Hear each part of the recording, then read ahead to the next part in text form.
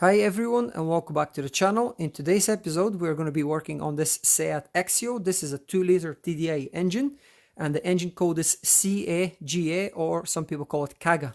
Now this is the 143 horsepower engine, but it's going to be exactly the same on the smaller and the higher powered 170 horsepower. If you've got a VW, whether it's a Passat, Jetta, an Audi A4, you're probably going to have the same issues, and I'm hoping that I will be able to show you how to solve the problem.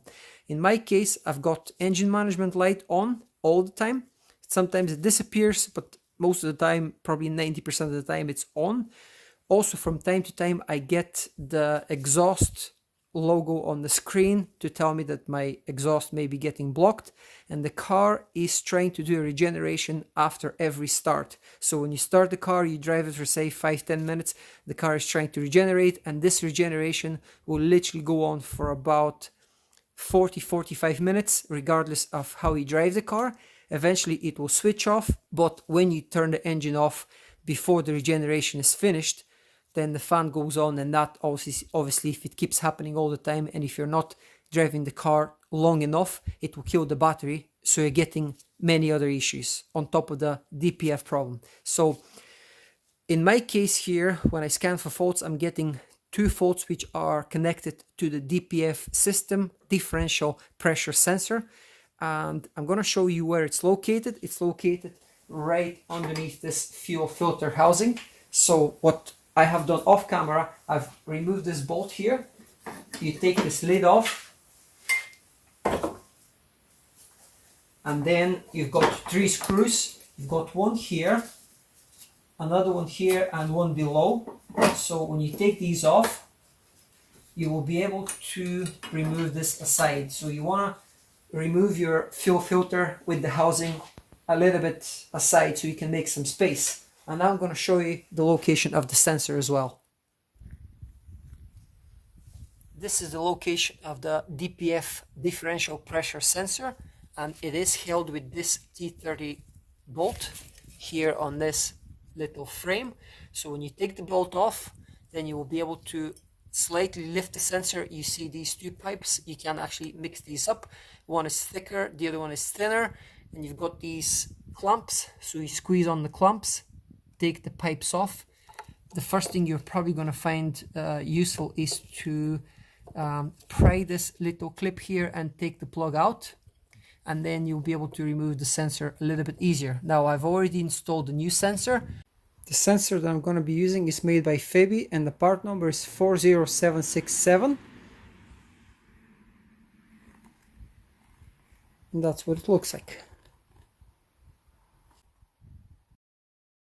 When you go to your live data and when you look for the differential pressure sensor, there's 0 data. It sits at the same atmospheric pressure, and it doesn't matter if you rev the car or whatever you do, there's no change. So that tells you that the sensor is not detecting the pressure before and after the DPF.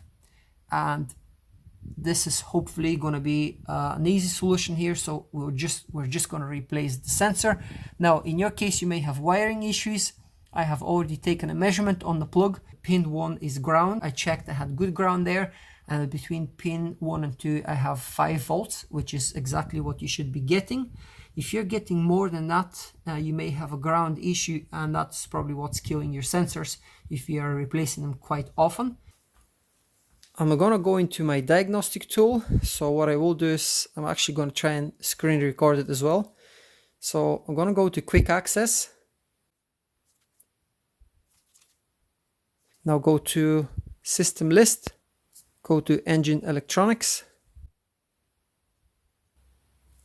click OK, read DTCs. In this case I've no DTCs because I've cleared them, but I will show you I took a screenshot from the previous reading. So you want to go to read data stream, and here you've got hundreds of different options. So I'm gonna type DIFF as I'm looking for difference pressure or differential pressure. So I'm gonna click on this setting here, go OK, and then you get your reading. So I'm gonna use some compressed air, but I'm not obviously going to apply the compressed air on the sensor. I'm going to do it further away. So what I want to show you here is that there's change in the pressure whenever you blow air. You can even do it with your mouth, with a tube, blow into the sensor just a little bit, don't go crazy, and this should change. So that will show you that the sensor is detecting the difference in the pressure. So let me put this down and let me demonstrate to you. Let me take the sensor. So obviously it's plugged in with the electrical plug, and what I will do now is I'm going to blow a little bit of air from far away. I'm not going to apply it on the pipe, just from far away, just so I can see if there's any change in the HPA. This is the pressure. You can see the sensor reacting, and then we'll go back to -4. Okay, so we see that this is reacting.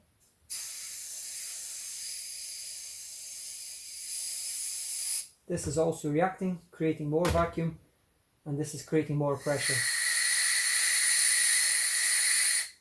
Okay, so that tells us that this sensor is now working.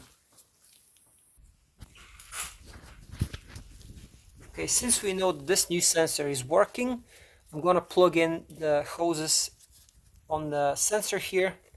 As I said, you can't get this wrong. And we'll connect everything, start the car, and see what happens then. So I'll leave this to you. I'm not going to overcomplicate this with full step-by-step removal and installation. So I just want to show you and point you in the right direction. If you have a DPF issue on a Seat Exeo, this is the first thing you should be looking at. I've replaced the sensor and I've placed the fuel filter housing back in place, so everything is buttoned up and ready to go. I'm going to start the engine, and then we're going to look at the diagnostic tool, and then we should be able to see some pressure here. We're going to go into graph mode, and that will obviously spike up and down when we are revving the engine. So let's go ahead and do that.